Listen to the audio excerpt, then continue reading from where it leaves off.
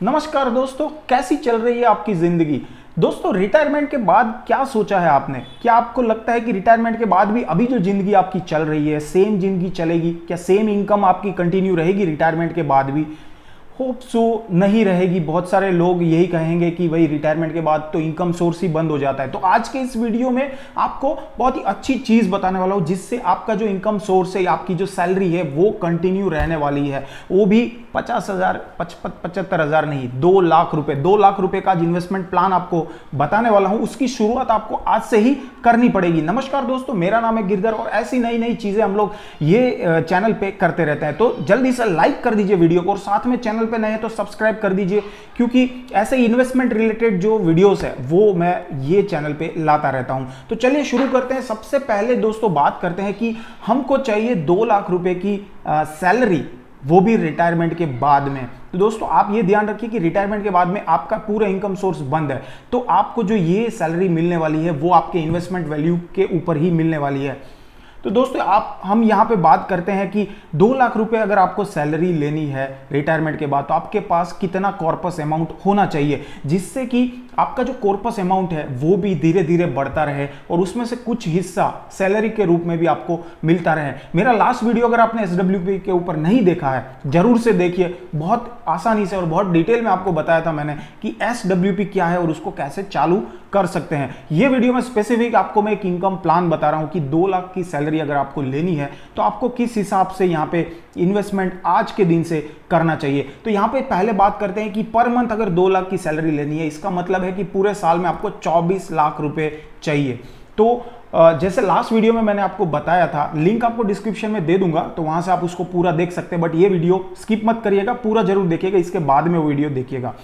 तो 24 लाख रुपए अगर आपको इनकम चाहिए पूरी साल की, तो यहां पे आपका जो टोटल कॉर्पस अमाउंट है, मैं अभी बात कर रहा हूं पूरा का पूरा अमाउंट जो है म्यूचुअल फंड में इन्वेस्ट करने के लिए। तो म्यूचुअल फंड में अगर आप पूरा इन्वेस्ट करते हैं तो वहां से आपको कितना रिटर्न जनरेट होगा, वो रिटर्न का आधा हिस्सा आपको यहां पे निकालना है आपकी सैलरी के लिए। तो यहां पे मैं आपको कुछ चीजें यहां पे दिखाना चाहता हूं। दोस्तों आपको यहां पे स्क्रीन मेरी दिख रही होगी, आप देख सकते हैं यहां पे जितने भी म्यूचुअल फंड है इसका 5 साल का रिटर्न हम लोग यहां पे देख सकते हैं। एकदम लास्ट कॉलम देखिए, 5 साल का रिटर्न किसी ने 17% दिया, किसी ने 14, किसी ने 12, किसी ने 21, 19%, 17%, 16%, 22%, 23%, 24% तक यहाँ पे रिटर्न जो है वो गया है।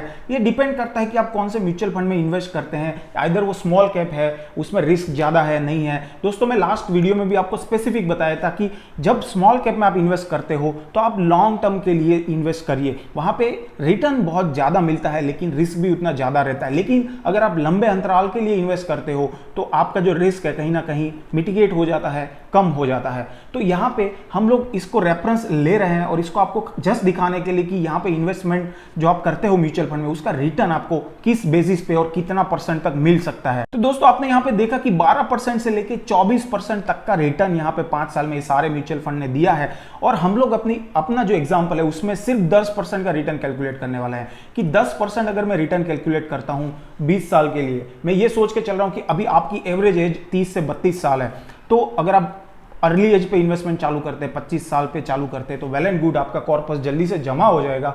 बट मैं यहाँ पे यही मान के चल रहा हूँ कि आप 30-32 साल के हैं तो आपकी नौकरी अभी भी 25 से 30 साल बची हुई है। मैं यहाँ पे ले रहा हूँ कि 25 साल तक अगर हम लोग नौकरी करते हैं और 25 साल में एवरीडे आपको कितना रुपए जमा करना है, अभी एग्जाम्पल से कैलकुलेट करते हैं तो 24 लाख रुपए यहाँ पे मुझे सालाना चाहिए। और मैं यहाँ पे जैसे लास्ट वीडियो में बताया था कि सिर्फ 5%, अगर मैं 10% यहाँ पे म्यूचुअल फंड से इनकम कर रहा हूँ, मतलब मेरा जो कॉर्पस है उस पर 10% रिटर्न मिलता है, तो उसका 5% मैं यहाँ पे एवरी मंथ सैलरी के रूप में निकालूंगा। तो मेरा जो 24 लाख है वो हो गया 5%। और 100% कितना होगा तो उससे बैक कैलकुलेट करना पड़ेगा। तो मेरा 100% जो आ रहा है वो आ रहा है 4.8 करोड़। इसका मतलब है कि आपको करीबन 4.8 करोड़ यानी 5 करोड़ रुपए चाहिए एवरी मंथ 2 लाख रुपए की सैलरी लेने के लिए। आपको अभी ये अमाउंट बहुत ही बड़ा लग रहा होगा, मुझे भी लग रहा है कि ये अचीव करना इतना आसान है क्या। हमारी सैलरी अभी भी 25,000, 30,000 या 40,000 रुपए है या 50,000 रुपए है। हम लोग एवरी मंथ कितना रुपए निकालेंगे? 4.8 करोड़ तो बहुत दूर की बात है, इतना अमाउंट कैसे हम लोग जनरेट कर पाएंगे। बट दोस्तों बहुत ही आसान है, देखिए स्टेप बाय स्टेप। आपको पता होगा कि जो कंपाउंडिंग इंटरेस्ट है आप सब लोग जानते ही है, तो यहाँ पे सारा खेला कंपाउंडिंग इंटरेस्ट का है। दोस्तों अभी मैं आपको लेके चलता हूँ फिर से मेरी स्क्रीन पे। यहाँ पे हम लोग यूज करने वाले हैं ग्रो का म्यूचुअल फंड एसआईपी कैलकुलेटर। बहुत ही सिंपल कैलकुलेटर है, आप भी चेक कर सकते हैं। तो यहाँ पे दोस्तों आप देख सकते हैं कि आपको 4.8 करोड़ का कॉर्पस अमाउंट चाहिए ताकि मुझे हर महीने 2 लाख रुपए की सैलरी रिटायरमेंट के बाद में मिलती रहे। तो उसके लिए आपको क्या करना पड़ेगा, देखिए मैंने आपको बताया था 25 साल का अभी आपके पास टाइम है और हमने यहाँ पे रिटर्न कैलकुलेट कर रहे हैं 12% के हिसाब से। तो इसका जो अमाउंट आ रहा है मंथली इन्वेस्टमेंट आपको 25,000 रुपए करना पड़ेगा। आज के दिन से अगर 25,000 रुपए आप इन्वेस्ट करना चालू करते हैं तो 25 साल के बाद में आपका टोटल कॉर्पस अमाउंट होगा 4.8 करोड़। अभी आप देखिए यहाँ पे आपने इन्वेस्टमेंट कितना किया, 75 लाख का, आपको रिटर्न कितना मिला, ऑलमोस्ट 4 करोड़ का रिटर्न यहाँ पे मिल रहा है और ये अमाउंट अभी बन के आ रहा है 4.8 करोड़। तो भी ये दोस्तों जो 4.8 करोड़ आया, अगर भी सीधा कैलकुलेट करते हैं कि 4.8 करोड़ का अगर मैं 12% के हिसाब से निकालता हूं तो करीबन 58 लाख रुपीस निकलता है पूरा साल का। तो अभी ये 58 लाख मैं पूरा नहीं निकालूंगा, अगर मैं पूरा निकाल लूंगा तो क्या होगा कि मेरा जो कॉर्पस अमाउंट है ना धीरे धीरे कम होना चालू हो जाएगा। तो मैं इसका आधा करता हूं, उसका डिवाइड बाय 2 करोगे तो आपको मिलेगा 28.8 मतलब करीबन 29 लाख रुपीस, जो कि 6% के हिसाब से ये कॉर्पस का अमाउंट बनता है। तो यहां पे क्या होगा दोस्तों, 6% हमारा मेन कॉर्पस जो है वो धीरे धीरे बढ़ता रहेगा और उसमें से 6% हम लोग निकाल लेंगे हमारी सैलरी के लिए, 2 लाख रुपए पर मंथ की सैलरी के लिए। तो यहां पे जो ये 4.8 करोड़ बनाने के लिए आपको अभी से 25,000 रुपए का इन्वेस्टमेंट करना पड़ेगा। अगर आप अर्ली एज से है, आप अभी से 2,000 3,000 जितना भी अमाउंट है आप बनाना चालू कर सकते हैं। धीरे धीरे आपकी सैलरी बढ़ेगी, 30-32 तक पहुंचते अच्छी खासी सैलरी हो जाएगी। आप मिनिमम 25,000 इन्वेस्टमेंट तो कर ही सकते हैं। जरूरी नहीं कि आप पूरा का पूरा अमाउंट जो है यहाँ पे म्यूचुअल फंड में डाल दे। अब म्यूचुअल फंड में इन्वेस्टमेंट कैसे करना है वो भी मैं आपको लास्ट वीडियो में बताया था, इस वीडियो में फिर से बता देता हूं।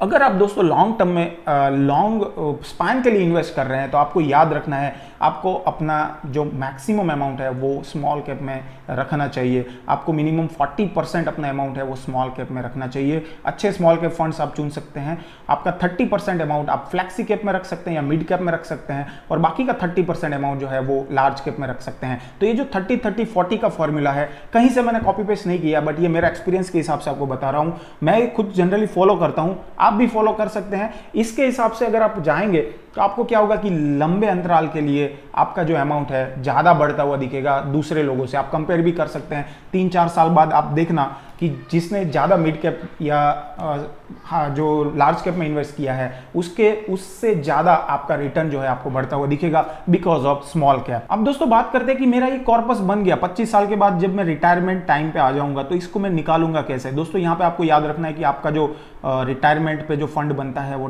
टैक्स फ्री रहता है 20 लाख तक, उससे ऊपर आपको टैक्स देना पड़ेगा। तो आप यहाँ पे इतना ही SWP कराइए। लास्ट वीडियो में बताया था SWP सिस्टमेटिक विड्रॉल प्लान। तो जैसे आप SIP अभी करा रहे हो 25,000 की, ऐसे ही आपको सिस्टमेटिक विड्रॉल प्लान उस टाइम पे एक्टिव करना पड़ेगा बिकॉज उस टाइम पे आपकी SIP बंद हो चुकी होगी। तो आपको अपनी SIP बंद कर देना है, आपको SWP चालू करना है, सिस्टमेटिक विड्रॉल प्लान।